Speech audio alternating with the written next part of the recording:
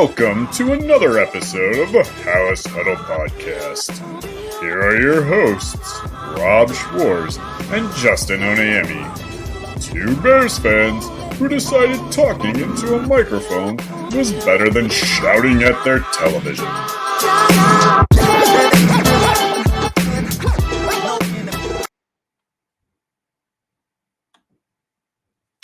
What's up, House Huddlers? Welcome to another episode of the House Huddle Podcast. Huddle up. Much better. Better than last week. Still better. room to grow, but better than last week. It's a little bit more difficult doing it remotely. 100%. Sure. Even Justin and I can't do it remotely, and we've been doing this for over a year now. So, so welcome into the House Huddle Podcast. As always, I'm Rob Schwartz with Bear Goggles On. Our midweek episode now has got Bob Weiss with us, so welcome in.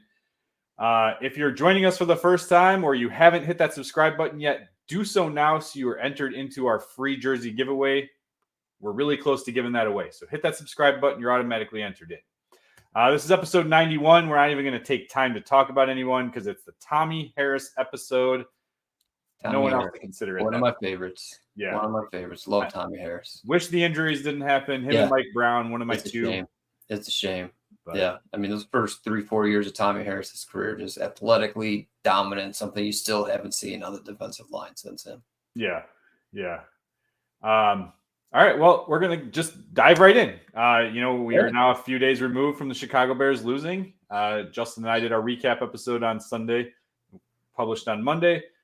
Bob and I, in the midweek, we're going to go ahead and start looking at what is happening throughout this week so far, and then also get into the upcoming opponent this week will be the Los Angeles Rams. It is a home game for Chicago, so hopefully that helps. But as always, we're going to go with our news or noise segment. Mm-hmm. Just a quick reminder, news basically means, yes, this is newsworthy. We need to continue to talk about it. Noise just means, it's not, worthy of anything other than maybe some social media nonsense. Right. And for you listeners or watchers, get in the comments and tell us what you think, news or noise, for these as well. Yeah, and there's be a lot of times that we reference comments from other shows that we bring into this. I got to look back maybe while you're looking or, talking about some of these and see if any of these match up with the things that I already wrote down for us to discuss. Mm-hmm. And if they did, I'll give them a quick shout out. There you go. All right, so number one, I'm going to throw it to Bob. News or noise? Shane Waldron was a mistake. I'm gonna go noise.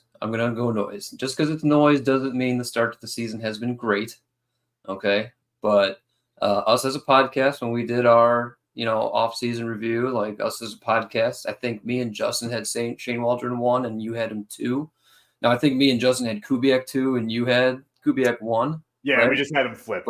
But as a podcast, we thought that, okay, Shane Waldron was the guy. He's got the experience, the whole offense thing coming from the right tree, the whole Geno Smith thing, it sounded great at the time. He's still just working through. Obviously, you guys mentioned on the last episode about he's got a little bit of Matt Nagy with the cute creativity stuff. At a certain point, you just got to line up and beat the other team, There's some stuff that he's doing that I don't know if he's just overly creative or if he thinks he has to be creative to make up for some personnel deficiencies, which, give him some credit. There's definitely some personnel deficiencies that you got to work around. But, at the end of the day, there's no reason to ever have DeAndre Carter blocking a defensive end on the goal line. Like what? Yeah. What is that stuff like that? Like there was some really wacky double fake screen in the first quarter that went nowhere. Yeah. It's just, if you're going to run a screen, run a screen. And right. I think I said it, in our text, if you're going to run at the goal line, run the ball on the goal line, bring in a big package and just run. So there's still just a lot of stuff that he's got to kind of get cleaned up. But, the thing about these offensive coordinators, especially offensive coordinators who get with experience who get rehired, is these guys are fully vetted by the league naturally, week by week, by every opponent who scouts them for their upcoming week. If he was complete trash and garbage, the league would know, and he wouldn't have been a retread. He wouldn't have got another opportunity. So I still have faith that he's a quality NFL offensive coordinator, and just as everybody learns and grows together, would eventually look a lot better than it does. Yeah, maybe it just is the fact that Waldron and Chris Morgan aren't fully on the same page at this point. I'm trying to hold out hope at that. That's the case. It's been difficult to watch. How much of that is on Shane Waldron? I don't know. How much of that is, you have an OC installing a new offense with a rookie quarterback, the not the most talented offensive line. There's a lot of ifs and a lot of blame to be thrown around, and I don't think you can just point at one person. Yeah, correct. There's just a lot going on. All right, this next one's going to get people riled up. So Monday night, we saw Jayden Daniels throw 91 point something percent completion percentage. Washington took care of business, beat Cincinnati. So the question is, news or noise, Jayden Daniels is a better and will be a better QB than Caleb Williams. So you can you got to look at it, dissect it two different ways here, because it's is and will be. So I'm going noise on both accounts. I understand that to this point, Jayden Daniels has been more productive than Caleb Williams, but I think they're asking Jayden Daniels to do something a little different. I also think he's just better coached at this point. So, I mean, I watched a bunch of that game, and he was super efficient, but they really didn't ask him to do too much. That deep ball at the end of the game was beautiful. Credit to him. He was getting crushed. But at the end of the day, I still think if the draft is held tomorrow, Caleb Williams is going over Jayden Daniels, even with these first 3 game samples, right? And I say that knowing I know, Rob, you weren't very high on Jayden Daniels during the draft process. I agreed with you insofar as that I don't think his body is going to hold up to the NFL rigors, but I thought that when he was healthy, he'd be pretty productive. And I think we're just kind of seeing that right now.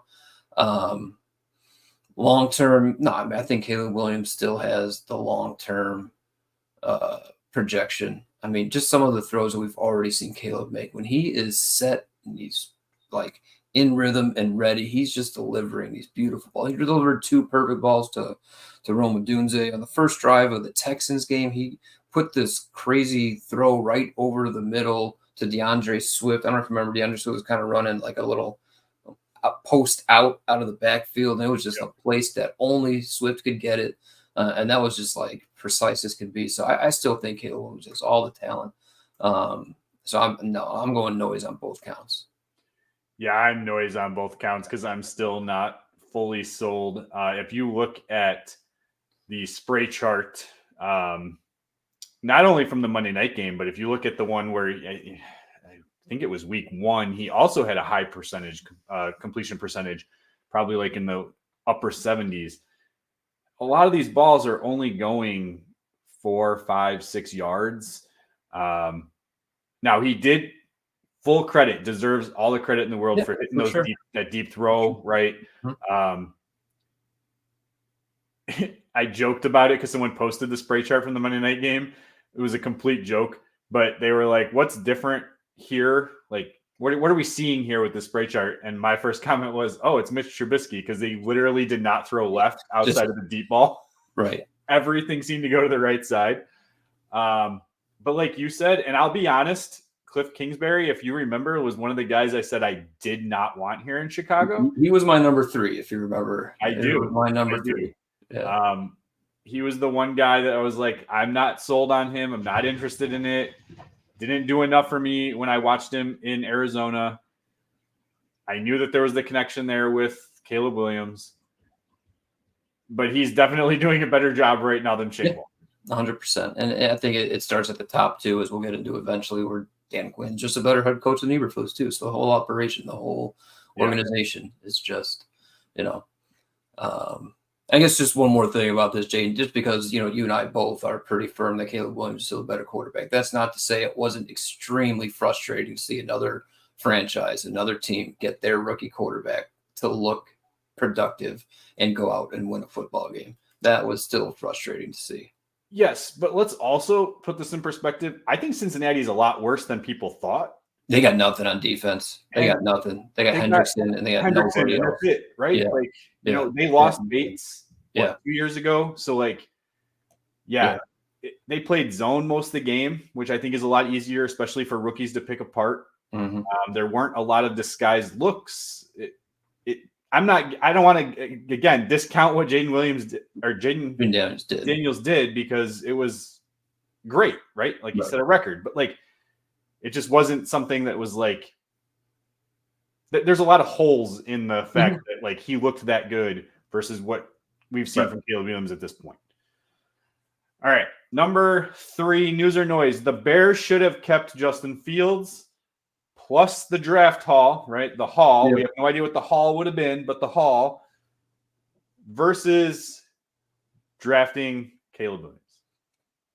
Yeah, I mean, during the draft process, obviously I was right down the middle. I was trying to play both sides the best I could. I knew in my heart that Caleb Williams was the better prospect, but I just loved Justin Fields so much for the guy that he is and how he plays the game. The production obviously isn't quite there of an elite quarterback. So to see him go to Pittsburgh, another team I really respect and has some success, is kind of tough to watch. But he's still just like, he's not like a fully, unlocked Justin Fields. It's not the Justin Fields that in our imagination we think he could be. It's just like a much better version of the Justin Fields that we saw here, right? And again, is that just simply better coaching, or is it, 4th year in the league now? Like, what is it? So that being said, no, but I would like to live in that alternate universe, or at least visit the alternate universe where the Bears did take the haul and keep Fields. I just want to know what that would have been like, but no, I do think the right decision still. It's Caleb Williams on the rookie contract, just better passer, obviously better. He just threw for 363 yards, and it didn't even look like it was spectacular, right? So it's just, Caleb is the right choice. I'm 100% there with you. I also was on the Justin Fields side for the longest time and then realized it was just time to rip the Band-Aid off, move on. I'm sorry, but Justin Fields would have been having the same issues here in Chicago with this offensive line. We've seen how he takes sacks, especially when teams blitz. I don't think that that's changed. I think he still makes the same mistakes. I think he still is a profound runner. I think he is a slightly above average passer. It's just, we knew he was a starter in this league and he deserves to be where he's at. Yeah, he's a starting caliber quarterback, 100%. And for us, it's fantastic because the more playing time he gets, the better draft pick Chicago gets. Yeah, that's right. All right. News or noise, Matt Eberflus should have been fired at the end of 2023. These are some juicy news or noise questions. Yeah. These are things that we're seeing throughout social media. Should he have been? I mean, I think when we did our offseason, when we went over the coaching staff, we didn't even explore it because we just knew it wasn't going to happen, right? Yep. We just knew it wasn't going to happen. They come out and talk about, Dick Vermeil back with the Rams, and, we had stayed the course. We're going to break the cycle. We're not going to be constantly changing quarterbacks and then coaches and then quarterbacks and then coaches. So it was just never going to happen. But should he have been, in hindsight, like this would have been the time. This still would have been the offseason when you're bringing Caleb Williams in, because, next season or even this offseason after that is you're still kind of changing things up on a young quarterback. And you kind of just compare across the division. Let's not even compare across the league. Compare across how close is Matt Eberflus to number 3 head coach in the league. Or in the division. He's obviously the worst head coach in the division. And it's not even like close, right? Nope. So it's, there's things that has happened in these first few games that like, it's not even like, okay, maybe he'll learn and grow. Like at this point, you have to have a better system of like deciding whether you're going to challenge or not. Like those 2 challenges against the Texans were just awful. Just awful. You have to have a better process in place to know, like, it's not just about how critical of a play it was. Like, it's also what's the realistic chance that it's going to get overturned. That has to come into the equation as well. And then obviously the debacle about going for 2 is just a complete systematic failure that falls 100% solely on his shoulders. Yeah. Like, it is a 3rd-year head coach in the league. Like, you got to be better. Justin and I talked about it. I know we talked about it as a group in our chat, but Justin and I talked about it on our Sunday episode where, Justin made up a really good point. It doesn't really matter that he was the one saying to go for 2 right away. It doesn't matter that, he knew in his mind that's what they should be doing. If he's not controlling the whole entire sideline and making sure that his special teams unit is on board, his coaching staff is on board, like, those guys never should have went out there. Like, there's not appropriate system. There's not appropriate processes in place where these very rudimentary aspects of the game are just fully in control. Yeah. So yeah, I think it was definitely the time to do it. I understand why they didn't do it, but I'm also like you said, I wanted that cycle broken. I wanted to get the coach and the quarterback aligned. I wanted an offensive minded coach, which I've been wanting forever. And I know the Matt Nagy hire didn't work out, but yeah, I don't really care about, I want just a good head coach. I like CEO coaches. I like Mike Tomlin. Give me one of those and we'll figure out the other sides of the balls. That doesn't matter too much. Yeah. I mean, Sean McDermott in Buffalo is obviously doing a decent job. I'd still take Sean McVay. Don't get me wrong. I'd still take Kyle Shanahan. I'm not saying I don't want those guys. So that's the interesting thing. I'll just throw that out there. A lot of people are pushing is let's trade for Sean McVay because they're going to be going through a rebuild and who's going to want to. Well, guess what? If they beat Chicago this week, is he going to want to come to a team that's got a worse record? I don't know. I don't know. I hadn't heard that one. That's what everyone, that's what the Facebook groups are saying. Mm-hmm. All right. So this one's related. All right. So if we can't go back in time, right? Matt Eberflus is here. Should Matt Eberflus's seat already be heating up after a 1-2 start? Should or will it? Should. Okay. I want to know your GM, your Kevin Warren. Where's your heat scale at right now? So my GM head is that I probably would have tried to find a different head coach this offseason, right? Of course. Is his seat heating up? Like, no, because they've already committed to him.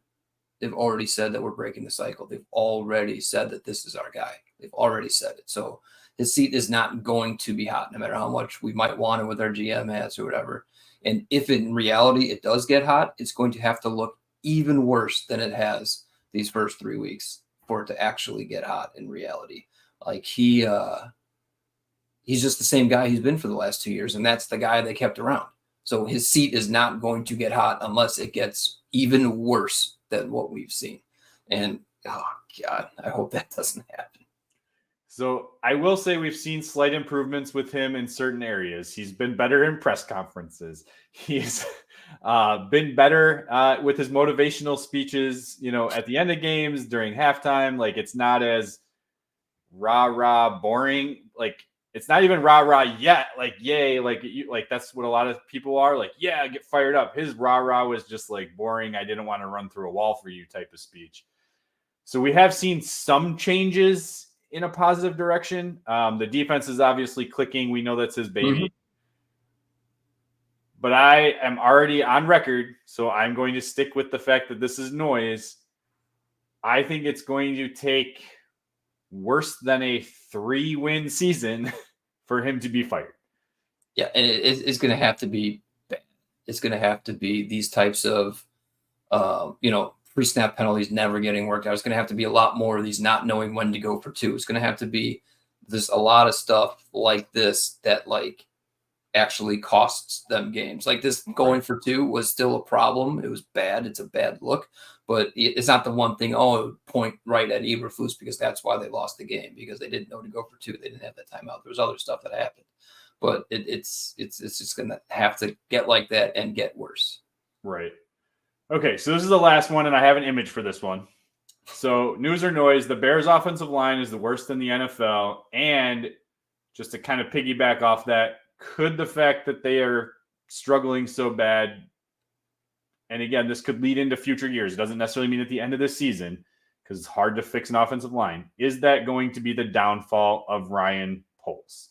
And just to give you a perspective, this was the 4th down play that was called after they ran 2 horrible shotgun runs that never Just should have been so ran. bad. They decided to do a option to the So I mean, I want short to go back side of just the a field. little bit. Like it was 5 horrible play calls in a row. There was a Yes. third down play where they threw a little swing to Cole Kmet on the edge, and he got that first down. The refs didn't give it to him, but the ref got that first down. And they ran a shotgun run on that 4th and inches to get the first down, which they barely got. Waldron barely got it. And then I know you guys covered it. First down was a direct snap to Herbert. Yep. And then the two, one was a shotgun run. The other one was DeAndre Carter blocking. And then this stupid – and this play pisses me off other than this hilarious image. It's just they talked about it in the press conference that this is a play that they specifically installed for this week against the look that they usually get from the Colts. And so they thought it was some great play. They were so happy about it. And then they didn't even get that look. Yep. Right? Who is, again, processes in place. Caleb said, could have changed it, but there's only 5 seconds left. Does he not have the autonomy to call a timeout? Did he not think to call a timeout? I don't know. He's still a rookie. Waldron stands on the sideline. So maybe he didn't have a clear view that they didn't get the look they want. Who is up in the booth looking at it and be like, hey, we don't got the look. We don't got the look. Timeout. Right. It's a complete process failure. And then just even with the bad look, they didn't get the formation they wanted. You still got to play it better than that, right? Have your entire offensive line go on the ground. Four out of 5, except for Pryor, and Pryor completely whiffed on his block. I mean, I threw this out on Twitter and I asked everyone what they thought was what the blocking scheme was called on this play. And some of the responses were like nap time, beached whales. There was a lot of really good ones. I don't have time to go through them all, but it's just sad to see. And going back to the direct snap play, we saw Darnell Wright completely whiff on that play. Now he's dealing apparently with, I think, a back injury. Has he been dealing with it for a while? I don't know. I want to give him the benefit of the doubt, but he has not been playing as a top 10 pick. Tevin Jenkins has not been playing well enough to me to deserve another contract. It's just sad. Braxton Jones, like we said, he keeps getting bull rushed. He's made no progress in 3 years. No. It's So, I mean, go back to the news or noise. Is this the worst offensive line in the NFL? I honestly don't have enough context to really evaluate that. But they got to be there. They're bad. They're bad. I mean, we're going into – this is the 4th game now. They're just on paper been worse than the defensive line in 3 of them. And then on the field, the Colts defensive line was still better than offensive line. So it's not good. And then obviously Ryan Poles won't get fired for this season's offensive line, but it absolutely could be his eventual downfall if he doesn't get it fixed. But in the second half, I'll get into something about kind of general roster construction, or maybe give him not a pass, but an explanation for it. But we'll get into that later.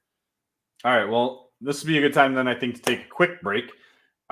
Before we do, I want to make everyone aware that we are sponsored by BetStamp. BetStamp is the best place for you to go and find all of the great sports books in your area, all the great sign-up offers in your area. They also have DFS links. So if you don't have sports betting legally there, a lot of times you can still access DFS. Check that out at our special page. It's signupexpert.com/huddle. Again, signupexpert.com/huddle. It'll be in the description below. Check that out. Sign up, put a deposit in, bet on the Bears beating the Rams this week. Until then, enjoy these ads.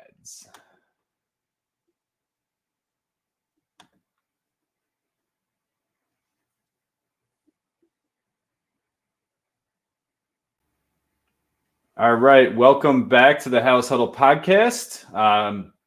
Real quick, leave comments. We love comments. We will definitely reply back to a lot of those. A lot of those will be brought up in other episodes. Also, hit that subscribe button. Make sure that you get into the free giveaway. I think we are currently 94 subscribers away from giving that jersey away. The sooner we get there, the sooner we can give it away, the sooner we get on to the next one. So hit that subscribe button. Make sure you get in on that drawing, hit the like button. That'll make this thing, show up more on people's feeds. More people will like it, watch it, hopefully like it, and subscribe then too. You guys are still listening, so you must be at the very least, engaged with the content here. So give it a like, hit that subscribe button, and we got to get to 750 subscribers. Like Rob said, we're 94 away. Just hit the subscribe button. If you don't like it after that, hit unsubscribe after we get to 750 and get yourself a jersey. Or just don't hit unsubscribe and just like mute it, and you won't, don't hit the bell, and you won't even get notifications. That too. But of course, once they subscribe, they won't want to unsubscribe afterwards, Rob. That's right. All right. So we usually right now just go right into the injury report. I'm going to go ahead and talk about the Chicago Bears real quick. We already mentioned Darnell Wright didn't practice today with the back injury. Darrell Taylor is apparently not practicing because he has an illness. So hopefully, I know he had a bit of an injury scare during the game, but did come back. So hopefully he'll be fine. Zach Pickens is still not practicing. Terrell Smith, I know, got hurt. He didn't practice. The one thing that is a positive, actually, there's two.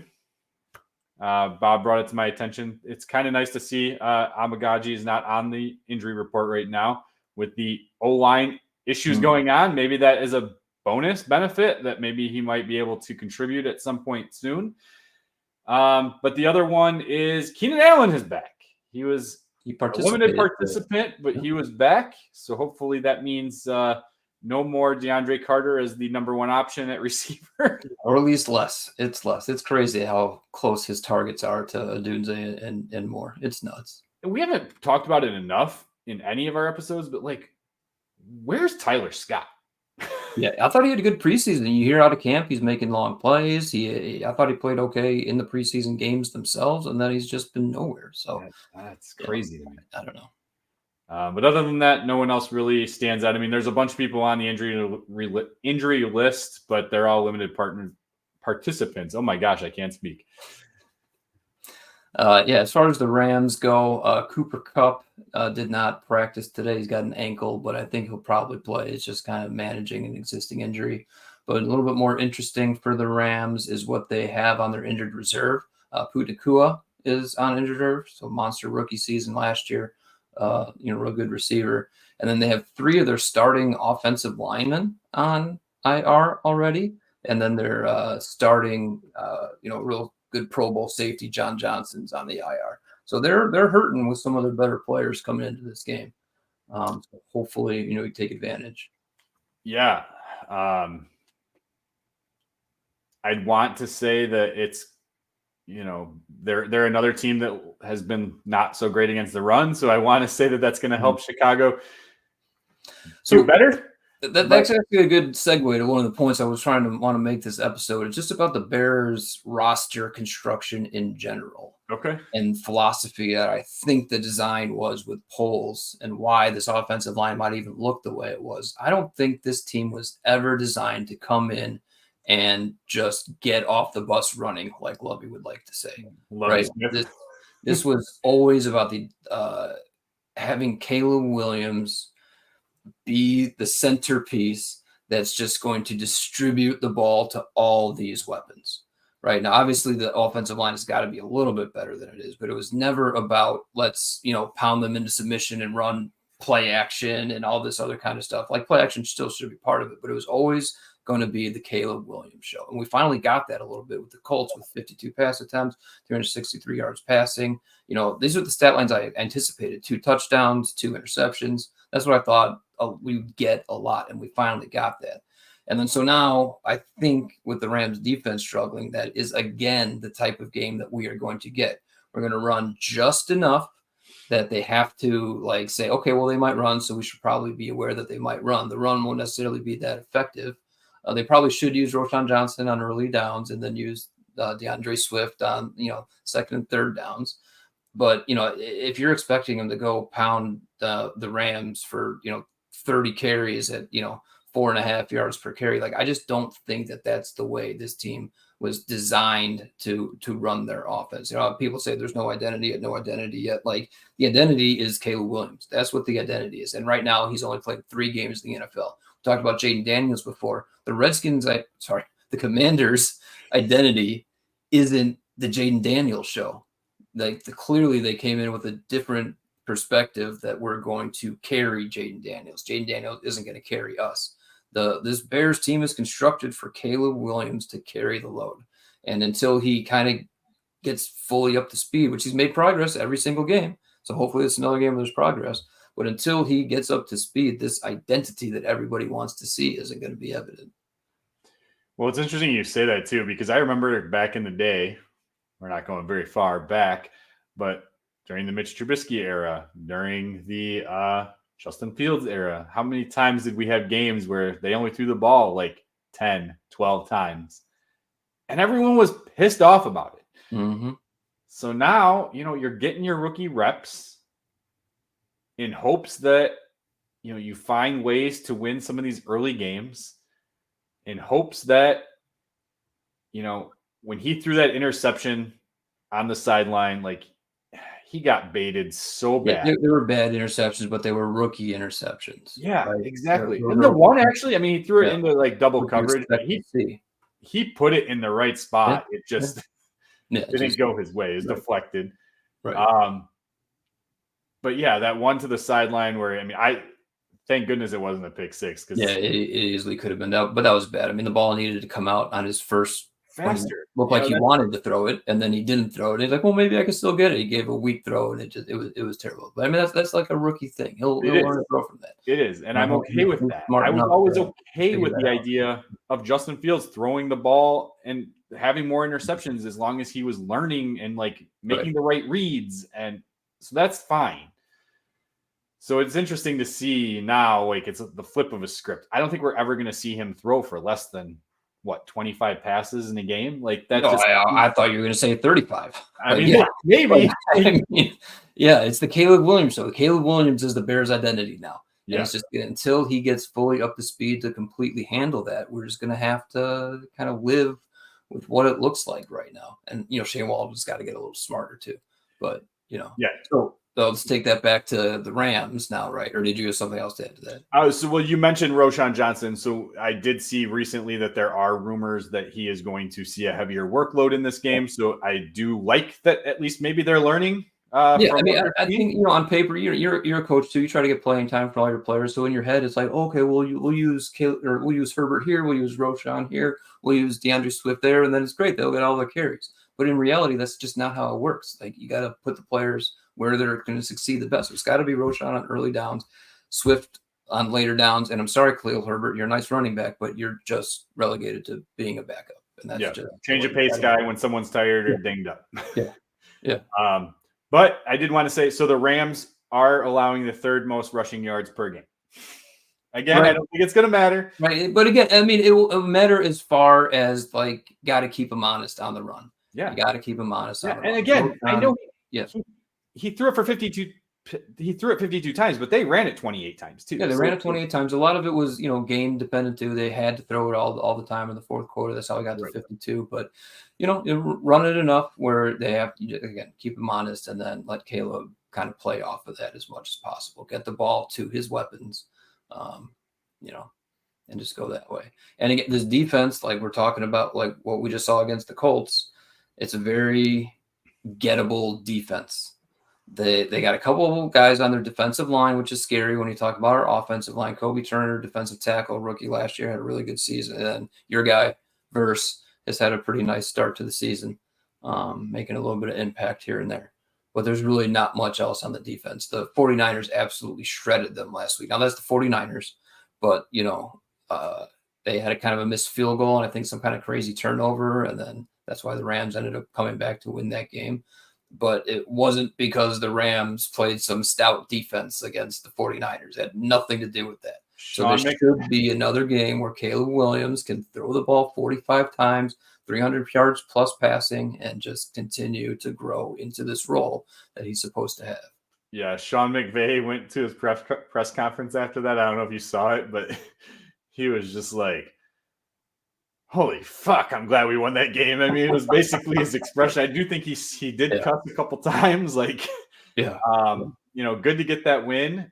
And here's the thing, and this is the one thing that does scare me. In that case, you got Sean McVay versus Kyle Shanahan. To me, those are like some of the top coaches in the NFL. Sure.